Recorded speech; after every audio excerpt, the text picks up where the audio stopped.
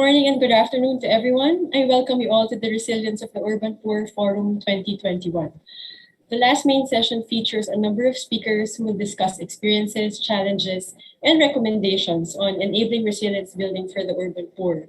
My name is Christina Gregorio, a consultant of the ADB, and I will be moderating this session for today. Success in building resilience for the urban poor will be determined by a set of enabling factors. These include capable and accountable and responsive governance, climate and urban data, and of course, climate finance. These factors underpin the success and delivery of programs across policy areas like social protection, livelihood, health, housing, community infrastructure, and risk-informed land use planning, and at different scales. These would include household, the community level, or the city or the local government level. We hope to get the insights of our speakers on how these factors have been applied to the work that they have done in the Philippines and Indonesia, for example. As an overview of the 1-hour session we have today, we will start with a framing presentation by our keynote speaker, Mr. David Dodman from IIED, then followed by 3 distinguished speakers, which include Mr. Chris Rolio from the UN Habitat, Ahmed Rilsam from Bapanas, and Julia Caliado from the SHU. Their short bios are also available on the speakers page on the left side of your screen. Also, there will be an opportunity to ask each speaker a question after each presentation, so please type your questions in the Q&A box. After all the presentations, we will have a final Q&A session to address remaining questions from everyone. But before we start the discussion, just a few housekeeping announcements. Some may already be familiar with this, but for those who are joining us for the first time, you will see on the right side of your screen the chat box, the Q&A box, and the feedback tab. So at the end of the session, we kindly request everyone, especially the audience, to answer the feedback tab. And throughout the session, please feel free to ask questions on the Q&A box and simply like the questions posted by others as well. So that will give us an idea of how important the question is from the audience and also to avoid duplication. You may also use the chat box to share comments and insights throughout the session. And on the left side of the screen, you may check out the activity feed where code cards and insights have been posted from the different sessions of the forum. So code cards from our session will be posted there later as well. And you will also find a tab on discussion groups. Lastly, certificates of attendance can also be issued to participants. So to those who want one, kindly click the certificate of attendance tab after the session, also available on your left side. And of course, our session is being recorded, so the recording will be available on this platform afterwards as well. So, but first, let's start, and I invite everyone to participate in answering a few poll questions, which will require you to scroll down through your screen because we will be using Mentimeter for this one, so please scroll down to view your the Mentimeter questions and for the answer options. So for the first question, based on your observations, what are the key barriers to enabling the resilience of the urban poor?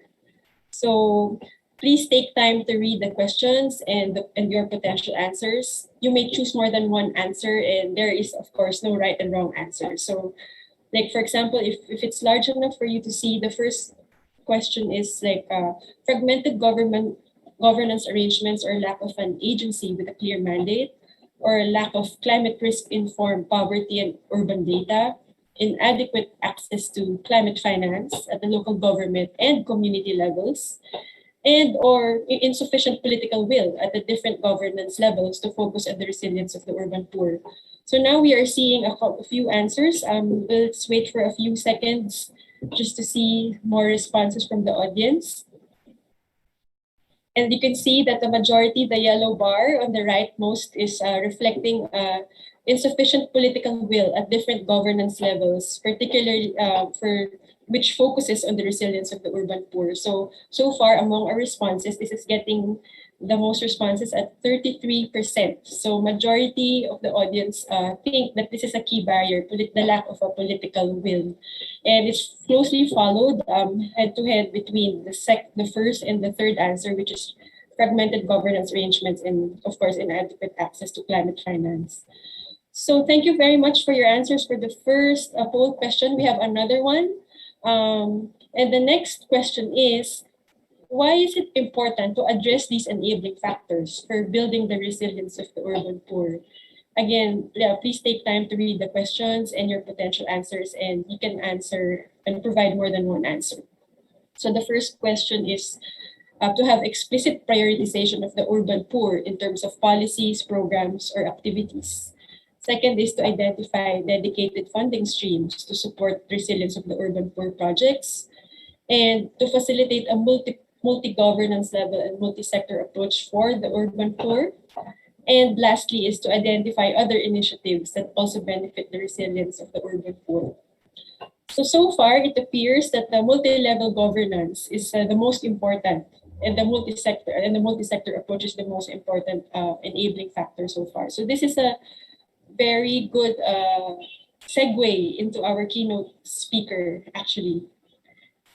So yes, so far, so first, the topmost answer is multi-governance level and multi-sector approach, closely followed by having an explicit priority for the resilience of the urban poor through policies, programs, and activities.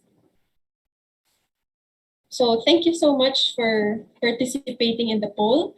Up next are the presentations. So we hope that the presentations would shed light on your poll answers and also show how new forms of partnerships within the government, between the government and civil society, and between the government and private sector can help build the resilience of the urban poor. So now let us proceed with our keynote speaker, Mr. David Dodman. David is the director of the Human Settlements Group at the International Institute of Environment and Development at IIED. And also he's a lecturer in the Development and Planning Unit of the University College London, UCL. So David will make a presentation on how a multi-scalar approach can create an enabling environment for building the resilience of the urban poor. David, the floor is yours.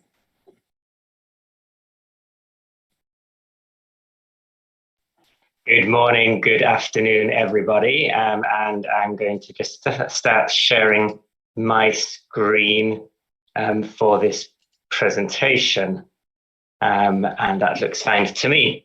So good morning, good afternoon again. And thanks for inviting me, and thanks for organizing what looks to be a really interesting and impressive panel. I'm going to speak a bit about giving a recap of a framework of some of the key elements of resilience for the urban poor, but mainly focus on some of the enabling factors that we have identified through a fairly in-depth process in the Philippines, Bangladesh, and Indonesia of assessing some of the needs for resilience for the urban poor and some of the opportunities for addressing these. And that's involved many of the people who are on this panel. And so this insight draws on the insights from colleagues at the Asian Development Bank and colleagues at a range of agencies in the countries that I mentioned. What I'm mainly going to focus on, though, is some of the enabling factors that we picked up, and not just the enabling factors in isolation. And I realize that when we have a question like the poll question we've just had, it's necessary to separate out the different enabling factors, but rather looking at how they combine and interact with each other and how they operate across different scales, because I think that's one of the things we found to be significant, and is a need for joined up action that links all the way from the household through the community and city scales to the national scale and indeed the global scale as well. So the starting point is some of the key thinking that has taken place in the fields of urban climate resilience and urban climate adaptation, that have tried to identify what the key elements are of building resilience for the urban poor. And these three categories that I have here are emerging categories from work that I've been doing with the Intergovernmental Panel on Climate Change, the IPCC, that highlights the significance of social, the built environment, and nature-based solutions for responding to climate change in cities. And what I've done beneath each of these three is map on some of the key elements that we found out when we were doing this assessment, recognizing the importance of social protection, public health, and sustainable livelihoods has really been critical, particularly for the urban poor. And I'm sure we'll come back to some of these later on, thinking about the way in which social protection schemes and systems, for example, help both to reduce the underlying vulnerability of low-income groups in cities, which makes them better able to cope and respond in the face of shocks and stresses, but also can be significant in responding when these shocks and stresses take place. Or in the built environment, recognizing that the housing that low-income groups live in is one of the most significant things which configures the relationship that they have to natural hazards and to disasters, in terms of protecting them from the element, both where this housing is located, and also the quality of the structures themselves. And the significance of nature-based solutions, both how these can be important for managing things like the higher temperatures associated with climate change, can be associated with slowing runoff and therefore reducing flooding and reducing the risk of landslides, and how low-income groups in cities, and particularly in peri-urban areas around the edge of cities, often rely on nature for their livelihoods. So what we're making the case is that all of these are necessary and none of them are sufficient on their own. And also making the case that rather than having just a long list of different interventions that are required, that a supportive enabling environment is needed. And that this supportive enabling environment needs to be integrated, needs to be coordinated across scales, and needs to be coordinated across sectors. And that's what I'm going to focus on for the coming few minutes. So we developed this framework which tries to show how all of these different elements fit together. You'll see the 5 key dimensions of social protection, public health, affordable housing, integrated infrastructure, and sustainable livelihoods, surrounded by these 3 key enabling elements of an enabling environment, which I'm going to talk about: the governance, the data, and the finance. And I think that the question that we asked and you responded to earlier on really highlighted both that there was a fairly strong sense that all of these were significant, and also that there are an underlying drivers around political will as well, and that it's the political will which really does shape whether there is progress on finance, whether there is progress on data, and whether there is progress on governance. And so these next few slides are what we found out about governance, data, and finance from these country assessments in the Philippines, Bangladesh, and Indonesia, and also what we felt we were able to recommend based on what is already being done in these countries, and based on what it felt like it was possible to develop further to have a greater impact on the resilience for low-income groups in cities. So if we start off by looking at governance, and not just governance broadly, but focusing on what the elements of governance are that are necessary to build resilience for the urban poor. It needs to be capable, accountable, and responsive. And we found that there was certainly no shortage of agencies that had some responsibilities that are relevant to building resilience for the urban poor. But this ought to be an opportunity to have these different agencies, but actually in many cases have presented challenges because of overlapping institutional mandates, which meant that it wasn't always clear where ultimate responsibility lied, or where the convening and integrative responsibilities lied. We also found that decentralization, which is often identified as being very significant for addressing a range of urban challenges, that this presents both opportunities and challenges, and that decentralization does have positive elements in terms of local decision-making and setting local priorities, but unless it's appropriately supported by resources and the power to act meaningfully, and that it's supported by national and local political commitment, and then it's not going to be effective in doing that. We do find, though, that actions at the local government level are particularly important. and that local governments have the responsibility for many of the elements around access to land, access to shelter, access to basic services, which are critical to the resilience for low-income groups. And that where these actions and interventions taken at the local government level are participatory and community-driven, there is even stronger potential for making sure that these actions meet the needs of the lowest income people in cities and can build their resilience. And then, of course, one of the key features of governance is how it enables coordination and collaboration to support integrated approaches. The second enabling factor that we focused on was urban and climate data.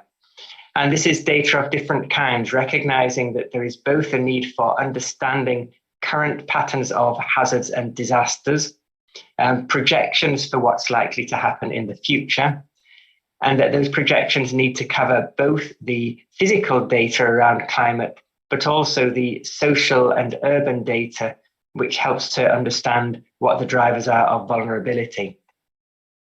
And again, we found that there's a wide range of sources that are available, but that these are not always as integrated or as accessible as necessary.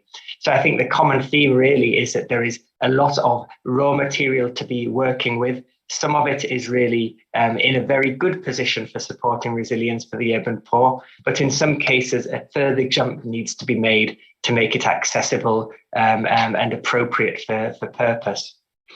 So geospatial and hazard data is required. I think one of the other things we found is that often this is better available in terms of single hazards, but not necessarily in terms of hazard interactions or cascading or compound risks, which often come together to make the situation for urban poor groups much more challenging. But also recognizing that vulnerability is a function both of the exposure to particular hazards and also of the underlying characteristics of households and communities. Social data is important to make sure that we can adequately target the people who are most vulnerable. And that this social data needs to account for the full range of drivers of vulnerability, not just crude categorizations of poverty, but recognizing categories of disability and ability, gendered issues, age issues, underlying health issues, locational issues, to help to identify who most needs support. And that community-generated data, and of which we have multiple examples from around the world, can help to play an important role in identifying both some of these hazards, because people know and understand the hazards that face their communities, and also some of these drivers of vulnerability. And the third category is around finance, that recognizing that while there are financial flows and streams that can be used, often these are not adequate for enhancing the resilience of the urban poor, but that there really is potential to bring together, to align and integrate the priorities for building resilience for the urban poor with national development and climate priorities. And that this then creates the opportunity for joined up investment planning and for increasing the capacity of cities to plan for, to access and report on climate finance, when this is not just seen as being a project in isolation, but seen as being something which is integrated with broader priorities. And when we have these broader priorities that are integrated, there's potential then for innovative financing mechanisms, the ways in which in innovative thinking can introduce things like resilient municipal bonds, use land value capture, use urban poor funds, which are initiated and administrated by low-income groups themselves, all to come together to, in combination, help to bring together the necessary levels of finance to address the scale of the challenges. So I realize that I'm out of time, and I'll just show that the final way perhaps of looking at this is to work across scales, that we need to think about the data governance and finance interventions that take place from the level of the household all the way up to the global level. And perhaps this is something we might come back to in questions. And thanks very much for your attention.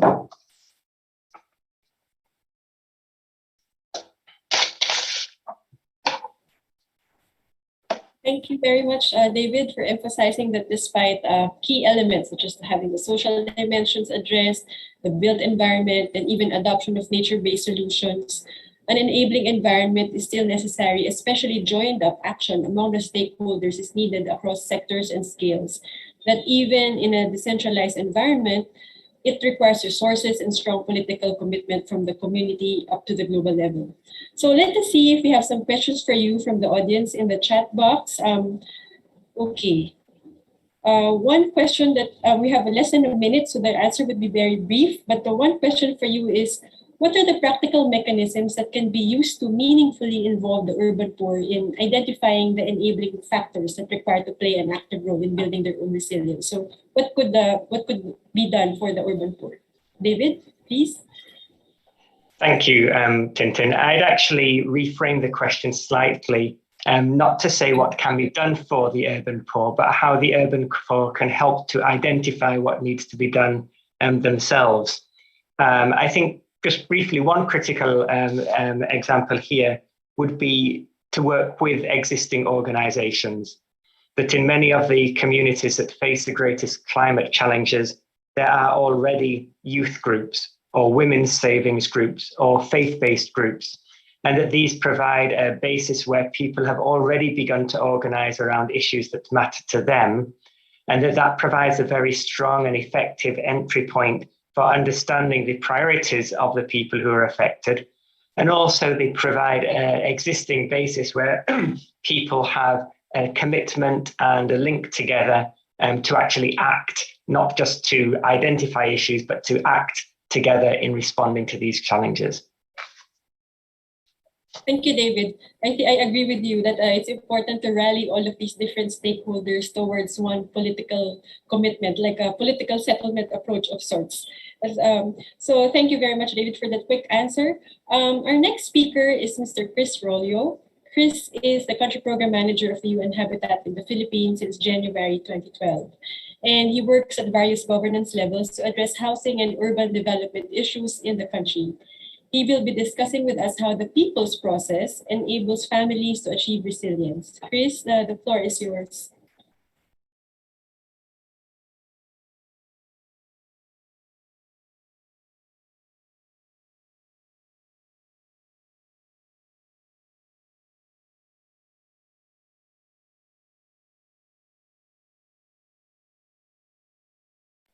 Chris, you're on mute.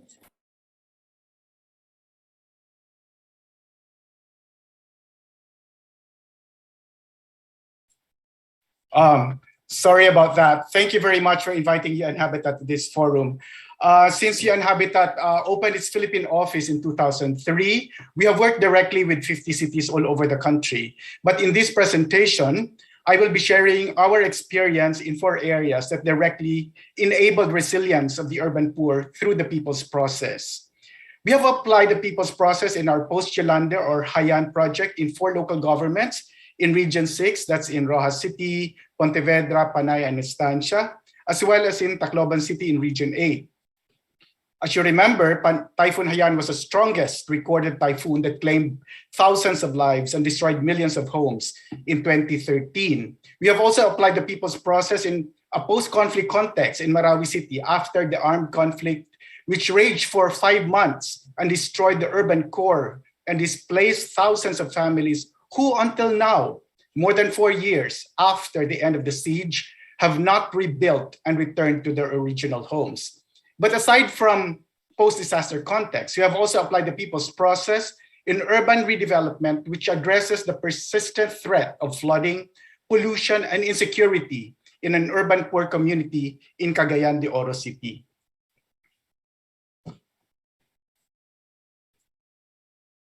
As a UN agency, UN Habitat is mandated to promote sustainable urban development and adequate shelter for all.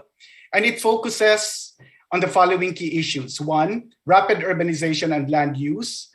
More than half of the population now lives in cities and urban areas, and this is expected to grow to as much as 60% in 20 years. What is more alarming, though, is that the use of land for urban uses has risen 1.5 times, more than the growth of the urban population. This has a lot of implications in terms of the efficient use of resources, aggregation economies, and greenhouse gas emissions. The high vulnerability to climate change and disasters, with 70% of Philippine cities located along rivers and coasts, has been exacerbated by the coronavirus pandemic, where cities have become the epicenters of both their transmission and the response. The urban poor living in informal settlements and in danger areas are the most vulnerable, with very limited resources to recover after a disaster strikes. This nexus of rapid urban growth and high vulnerabilities has resulted in unsustainable urban development and the increasing need for resilient and adequate shelter, especially affecting the urban poor and informal settlers. This points to the need to manage the overlapping transformation process of urbanization, climate change, and disasters. In the Philippines, UN Habitat, together with the Department of Human Settlements and Urban Development, has been working with a number of cities to demonstrate how to strengthen capacities to assess risks and vulnerabilities, develop strategies and formulate plans to increase resilience.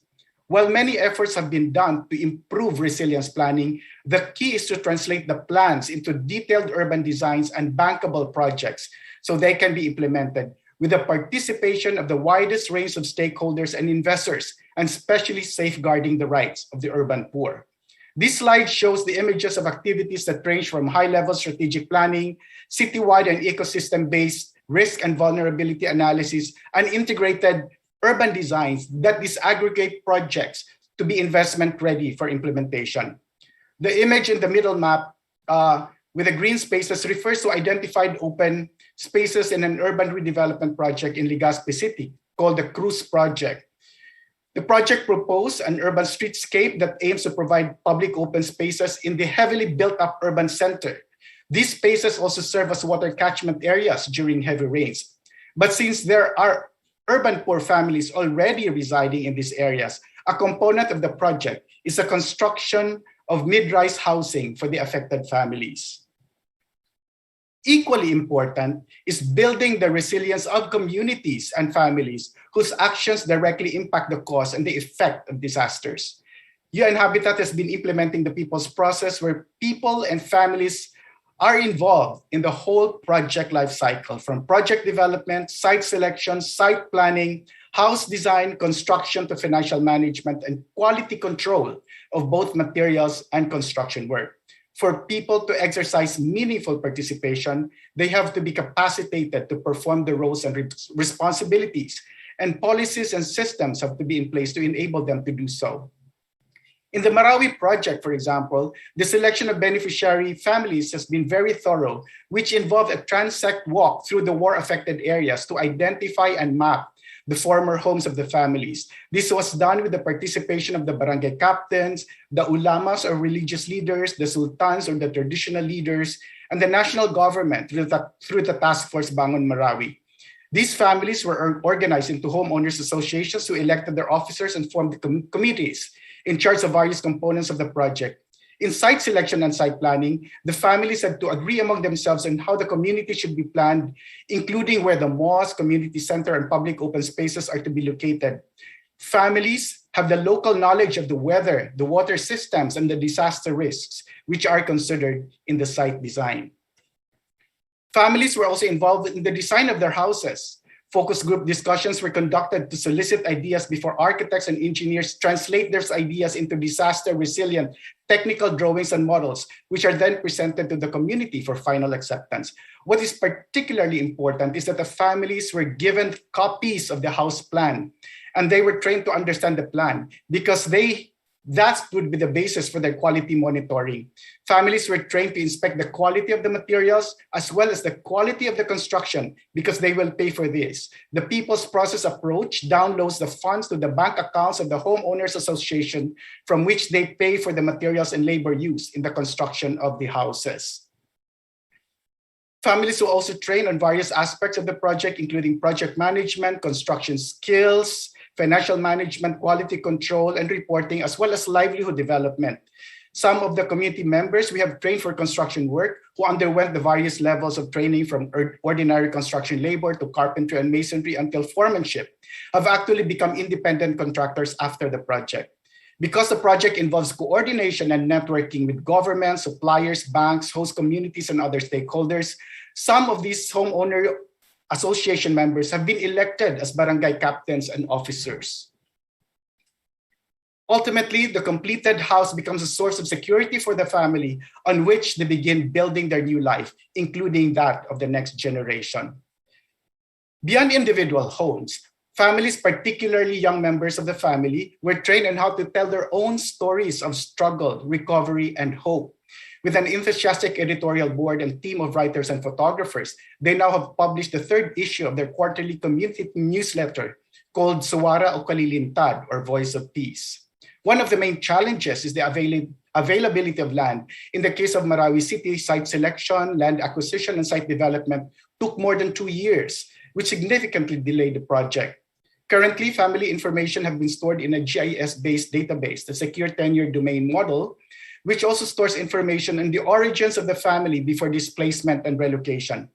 This experience highlights the importance of having a good land information system, especially at the local level. Local government should also engage in land banking so that land will be available when needed for post-disaster recovery, but also for development uses like public open spaces and other public uses in the future. This is part of urban planning. The results have been invariably consistent.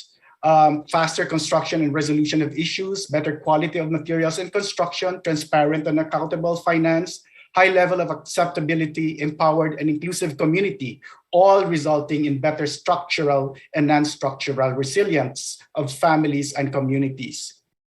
We have seen this to be very effective also in non-post-disaster situations, as in the case of Hapsay Sapat project in Cagayan de Oro City.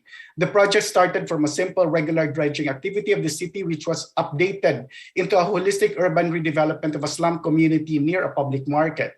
Like many urban creeks and waterways, Bitanag Creek has become a garbage dump and flooding. It intersects a national highway and it gets flooded during heavy rains.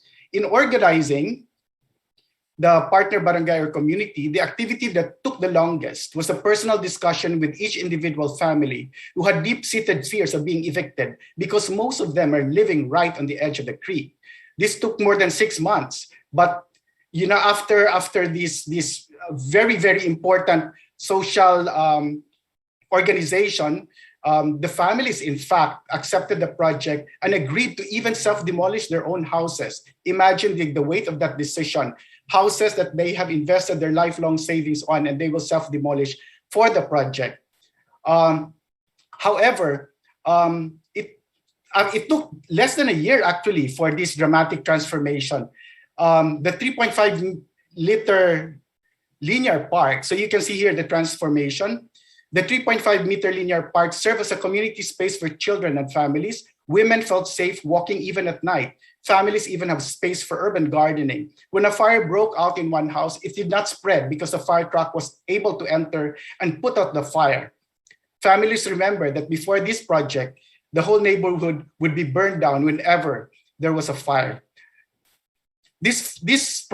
And lastly, this project was initially implemented in only one barangay among the 10 barangays located along the 15-kilometer creek. But upon seeing the success of the project, the other barangays who initially resisted this project volunteered to be the next site of the next phases of the project. And this demonstrates the power of a strong, concrete example and the stories of transformation that the urban poor families themselves share with their neighbors.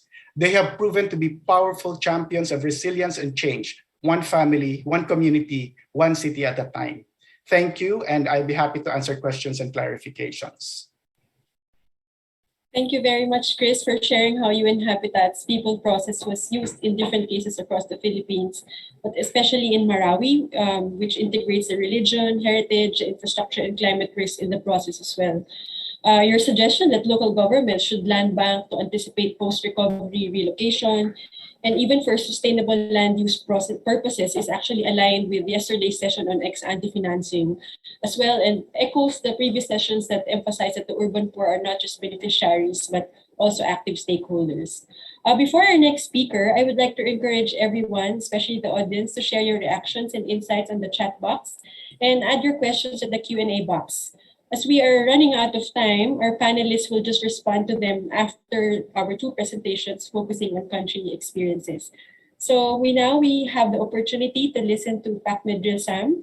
Pak Medril Sam is currently the Director of Environment in the Ministry of National Development Planning in Indonesia and Bappenas. He has been serving Bappenas since 1993 and is one of Indonesia's leading experts on environment and climate change issues. He will discuss Indonesia's climate resilience development policy for urban communities. Pak Medril Sam, the floor is yours.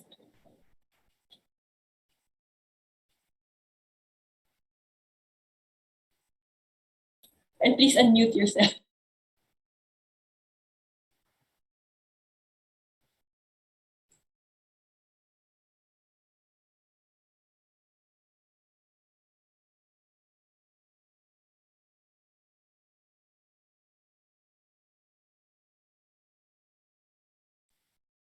Okay, so sorry about it. Let me share my presentation now. So sorry about this.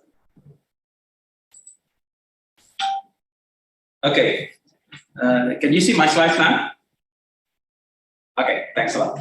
Yes, first of all, thank you very much for inviting us. My name is Medril Sam, so from National Ministry of National Development Planning, or usually called Bappenas. I have been asked to share our Indonesian experience on our climate resilience development policy for urban communities. But before I share my presentations, I just would like to mention you all that our climate resilience programs basically has been mainstream and also included as part of our national development priorities. So just want to inform you first what the background why then we include climate resilience, in particular for our cities, as part of our national development priorities. I think this is also the same case as the previous presenters explained, that our cities is actually in a very big threats on the impacts of the climate change. We know that our urban populations also increased quite significantly because of rapid urbanizations, and these urbanizations have been predicted to be increased also from 59% in 2019 to about 66.6% in 2035. And among those populations, there are about 3.5 million urban poor living in the area, and this urban poor also will be receiving an increase of vulnerable to facing our economic problems and also due to the impact of climate hazards. And according to the latest data and information from our disasters agencies, natural disasters management agencies, we received a lot of information that the intensity of hydrometeorological disaster has increased in the last 10 years. And of course, this not cause only about physical losses, but also the livelihoods of Indonesian people are potentially disrupted due to the impact of climate change. We have already considered this as part of national priority, and of course, we have to see first this climate resilience in a more bigger context, and we look at the from the UNFCCC slides as well about what we mean by the climate resilience and what we mean by the resilience and adaptation. There is also another convention related to the disasters, standby frameworks, and so on and so forth. So we try to define what we mean by climate resilience development. We define this as a combination between the implementations of adaptations activity and also improving our national resilience. And it aims to strengthen the development systems against the impact of climate change in social and economy and also ecological aspect. We apply the think globally and act locally principle. We follow the global directions and also prepare the national programs, and also actually at the moment we are preparing also our sub-national development planning, and also will encourage as well our colleague in the agency and also at the city level to mainstream all this climate resilience issue into the development plan.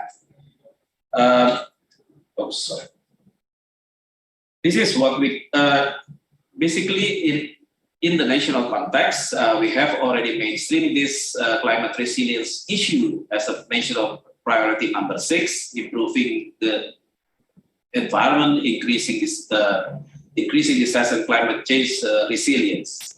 And we derive this national priority into program priority, and we divide it in 5 sectors priority for improving and increasing our climate resilience. There are 5 sectors: first the marine, and then second coastal, water, agriculture, and health. And we also prepare the climate resilience development policy. Actually, this has just been launched by my ministers in the 1st April of 2021. And the document can also be accessed in the internet. And from this policy, basically we have already identified that the climate resilience effort that we can implement from 2020 to 2024, this can reduce potentially of the climate hazard in terms of our economic loss from $38.3 billion to about $18.5 billion from at least from 4 sectors here: marine and coastal sectors, waters, agriculture, and health sectors. And we also have already identified what sort of urban and cities priorities throughout Indonesia, and we classify there are 82 cities actually according to our exercise that will be affected by the climate change impact, and these cities require very serious interventions to improve the climate resilience activity. We divided these cities into 3 categories, 3 groups categories: super priorities, top priority, and priority cities based on the climate threats on the 5 sectors: marine, coastal, waters, agriculture, and health sectors. And there are about 3.1 million people, in particular for urban people there, that need special attentions, since they will be affected quite significantly due to the impact of climate change. We have to improve their resilience, so that's why we put this 82 cities as part of our National Development Priority Program. Just for example, a small city like Bima in Nusa Tenggara is a city that is affected in 4 the whole sectors that we are prioritizing, 4 sectors for climate resilience, and this will impact to about 15,000 poor people there in the Bima city. So that's why we have to be very, very cautious, and also we need to be very serious to target all these 82 cities. And this is just for example. In 2020, we have done a lot of interventions for the cities throughout Indonesia, and we targeted for 2020 about 30. We have already implemented the climate resilience activities in about 36 cities, and this cost us from our own state budget about $6.27 billion. And we estimate that the economic losses that we can reduce is about $1.14 billion. There are a lot of actions on our climate resilience, from provisions of shipping navigation information system, provision of fishing information system, flood mitigation. And there are a lot of actions that we are doing to improve our actions on climate resilience. And this is in more detail about what we have been doing so far in 2020. This is just for example how then developing countries actually, struggling very hard to improve our resilience because of the impact of climate change, the loss and damage we have received this quite significantly. So that's why we have done a lot. From flood mitigation, improving the structuring the area and houses, as well as relocating settlement on the coast, there are a lot of actions that we have already done, and as you can see here, there are a lot of interventions that we have already do as well on the cities, and we really expect that this could improve and also could reduce some and increase the resilience of the cities, and also in particular for the poor in the cities level. Yes, as a closing, of course, the climate resilience development policy, we really expect that becomes a breakthrough that does not only focus on climate change adaptations, but also we need to expand the coverage as well to include the economic, social, and ecological resilience. And of course, one of the important action as well is to monitor and to evaluate the result of what we have already done so far. We have established the systems of the MRV. We call it the Aksara system, and we really would like to improve the Aksara system as part of our climate monitoring program as well. And we really would like to thank to all parties that have already contributed to our climate resilience development policies and program, in particular here at ADB. We really would like to thank the ADB and also other bilateral partners that have already contributed quite a lot to strengthen our climate resilience development programs in Indonesia. Thank you very much. Over back to you, Christina. Thank you very much, Pak Madril Sam. It's admirable that the Indonesian Resilience Strategy also considers both the climate change adaptation aspects and other socio-economic factors for urban communities. It's now 2:31 and our session only runs until 2:45 p.m. So we move on to the next presenter. Last but not the least, but likely a very brief presentation to accommodate questions afterwards, we welcome Ms. Julia Collado, the OIC Division Chief of the Philippines Department of Human Settlements and Urban Development, or what we usually call DSHUD. She will share with us initiatives, best practices, and lessons learned by the department that enable the resilience of the urban poor specifically. Julia, the floor is yours. Yes, thank you, Ms. Christina. I appreciate the kind introduction. Good morning, good afternoon to all our participants. So we would like, first of all, to thank the organizers of this forum for inviting the department in the community session. So in this talk, we would like to concentrate on the DSUD's initiatives for the resilience of urban poor. So I'll start off by filling you in a brief background of our office. Or our agency is the Department of Human Settlements and Urban Development, created through Republic Act 11-201. It is the sole and main planning and policy making, regulatory, program coordination, and performance monitoring entity for all housing, human settlement, and urban development. It is also responsible for the development and adaptation of a national strategy to ensure the alignment of the policies, programs, and projects of all its attached agencies. Later, we will be providing more information on these policies. So,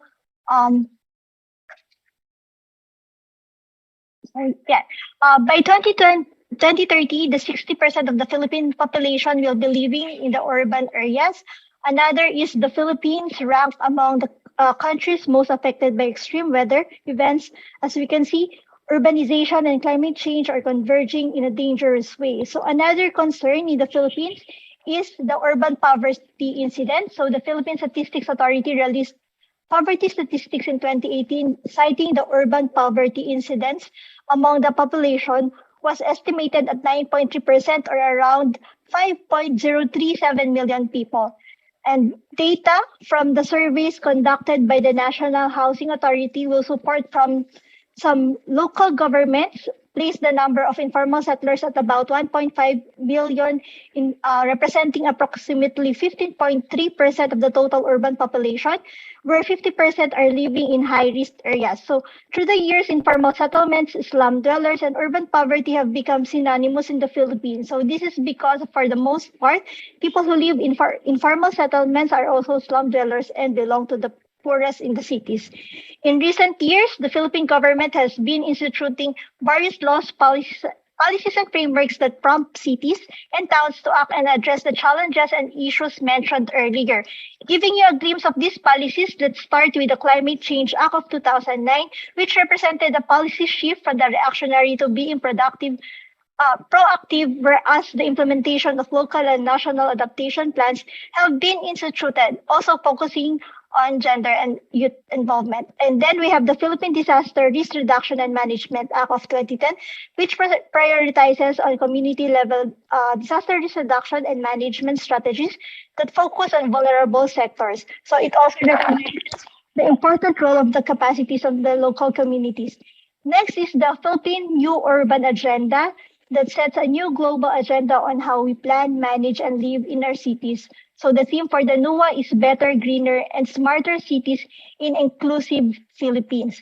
So consistent with the policies mentioned above, the department mainstreamed climate resiliency in urban and national urban policies. So we have issued policy frameworks and regulations on land use, urban development, and housing towards resilient and sustainable communities, particularly the National Urban Development and Housing Framework, which serves as our national urban policy and has integrated climate change and disaster risk considerations into the principles, strategies, and action areas.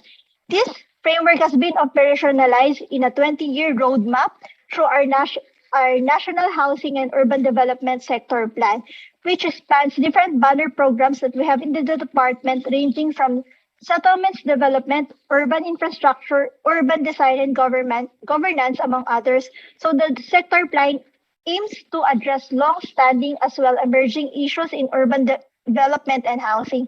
At the center of concern are informal settler families, households at risk to climate change and disasters, and similarly vulnerable communities. So aware of the climate change related challenges such as frequent flooding, stronger typhoons, accelerated sea level rise, and increasing temperature, the department is now veering away from the custom practice of urban planning, which has a stronger focus on more physical design and infrastructure, uses a top-to-bottom approach, and relies heavily on concrete materials with limited incorporation of risk-based planning and natural element. So now the department stimulates the application of climate-resilient urban plans and designs which are risk-based, more participatory, and interdisciplinary. It uses an urban systems approach, espouses designs and builds with nature, and anticipating potential risks and opportunities now in the future. Another initiative of the department is the use of the Climate and Disaster Risk Assessment, or the CIDRA. It is a science-based and evidence-based tool to understand and assess the potential impacts of hazards to people and their properties and other elements at risk. So having a risk-based planning approach, we enable local governments to identify and implement policies and programs that are appropriate to localities' needs and more focused on reducing risk of the vulnerable urban poor communities. Through these efforts, cities and municipalities were able to perform risk-based planning considering impacts from changes in the mean temperature, rainfall, and climate extremes, and variabilities including heat stress, urban and fluvial flooding, and rain-induced landslide and typhoons and storm surge. So data from risk assessments inform local decision makers and city planners to prioritize communities that are most at risk and protect the areas most vulnerable. So this is just an example of how the SUD or the department applies CIDRA that also contributes to the city-wide adaptation strategy. So with recent hazards in mind, project structuring has become more systematic and evidence-based. So the city of Ormoc was able to strategically link projects using an integrated adaptation approach towards city-wide resilience and sustainable urban development. So as cities and towns implement more transformative climate adaptation actions, economic growth is assured and the people's capacity for resilience is strengthened despite the frequent threats of typhoons and other calamities. So considering the local policy development and stakeholder participation and to sustain and scale up actions, the department provides tools and guidelines that enable the community to be part of the decision-making process, strengthening ownership and participate in the implementation. And since the department works closely with the local chief executives, the city mayors, planners and legislators, climate resilient urban designs have been mainstreamed into the local comprehensive development investment plans and policies, like the comprehensive land use plans for the spatial requirements and the strategies, identified programs, projects, and activities in the comprehensive development plans, and on the financing is the annual investment plan. So, looking forward, the department is currently developing the resilient and green human settlements framework to support resilience building, especially in urban poor settlements. So while it is true that impacts of the COVID-19 pandemic have challenged local government resources and climate actions, the DSUD is now supporting urban and city actors to take steps in making this a unique opportunity to build back better by aligning their COVID-19 response and recovery actions towards delivering greener, more sustainable business and consumption patterns, equitable digital economies, and quality urban spaces that are designed to avert future pandemics and health-related issues given the looming impacts of the global climate change. So the DSUD recognizes the critical links between the health and the environment and promotes urban plans and designs that reduce health hazards and enables better response mechanisms to health emergencies. So summing it up, the Department of Human Settlements and Urban Development pursues innovation and evidence-based climate resilient urban plans and designs to make urban poor communities safe, resilient, and sustainable. So that concludes my presentation. Again, thank you for this opportunity. Salamat. Over to you, Ms. Christina. Thank you so much, Julia, for sharing a comprehensive overview of the laws and policies in place in the Philippines so quickly, and how these enhances the resilience of the urban poor in the Philippines. So, as you emphasized, the involvement of the urban poor in the DSUD's Resilient and Green Recovery Program is something that we really look forward to learning about. So now we invite all the speakers for a Q&A session, and let us see now and check the Q&A box if there are some specific questions from the audience. So the first, the highly ranked question has already been answered by David. The next question we have here is, in your experience, how have organized groups of the urban poor been meaningfully involved in generating data, managing finance, and taking part in urban governance that leads to resilience? I would direct this question to Chris Rollo of UN Habitat, please. Yes, thank you, Tin. The urban poor is part of the urban governance. And in fact, their participation is critical in generating data, for example, because they have the best local knowledge when it comes to resilience, capacities, and vulnerabilities. It's also important to capacitate them to manage their own finances and to also generate their own finances as they recover through livelihood opportunities, as well as in identifying opportunities for financing their communities. Yeah, thank you. So I can give time for other panelists also. Thanks. Thank you so much, Chris, for that brief reply. We have another question from the audience. In densely populated cities, what type of procedure should be followed for building the resilience of the urban poor? I would direct this question to Pac Midril, if possible. Would you like to repeat? I'll repeat the question.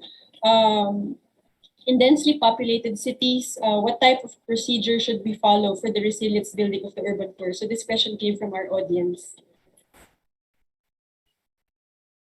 You're still on mute, Tapidril. Thank you very much for the questions. Of course, when building the resilience of the urban poor, as mentioned by David, actually, first, we has to establish a very good data and information so that we can provide some correct interventions to the right people that requires a lot of attention. And of course, when this has to be a top-down and bottom-up approach. We are in the government need to prepare the setting of the institutions, even for the financing as well. But of course, at the community level, we need to also scaling up the capacity to accept and also to manage the supports that provided, and also strengthen themselves to become more resilient to receive the impacts of this climate change. Thank you so much, Pak Madril, for your quick reply. We have time for just one last question. This is directed for Dishud, coming from the Q&A box. For the Philippines, agency-managed contractor-built housing projects have dominated majority of the post-disaster housing landscape in the Philippines. So are there efforts to explore or consider more people-led or community-led modalities for post-disaster shelter, especially for the disaster families? Julia, just very, very briefly. For the post-disaster, the department has we call the public housing and human settlement services, which addresses the post-disaster problems of our, especially the vulnerable people. So we Community-led, like if there's a shift Yes. or a consideration. So we provide them assistance, especially after the disaster, and we provide them assistance, especially in doing their land use plan, as well as the providing them enough options for the livelihood and other services. Okay, thank you so much, Julia, and for all the speakers and panelists this afternoon. We ran over, we're a little bit over time. So we had a very rich discussion that reminded us that among the various initiatives to build the resilience of the urban poor, that these must be anchored on and supported by an enabling environment. And that includes responsive governance arrangements and accessible and multi-level climate poverty data, which could facilitate not only in the design of resilient solutions, but also in decision-making and access to finance. And most important, at the center of all this is the participatory role of the urban poor as a key stakeholder and owner of the entire planning and delivery process, not just as a beneficiary. So we thank everyone for joining the session, and we kindly remind the audience to answer the feedback tab on your right. And remember, there's an opportunity to get a certificate of attendance on the left side of your screen. And the closing session of the forum will begin at 4 p.m. So we have a very quick break, exactly 13 minutes. Thank you very much, everyone, for your cooperation and interest.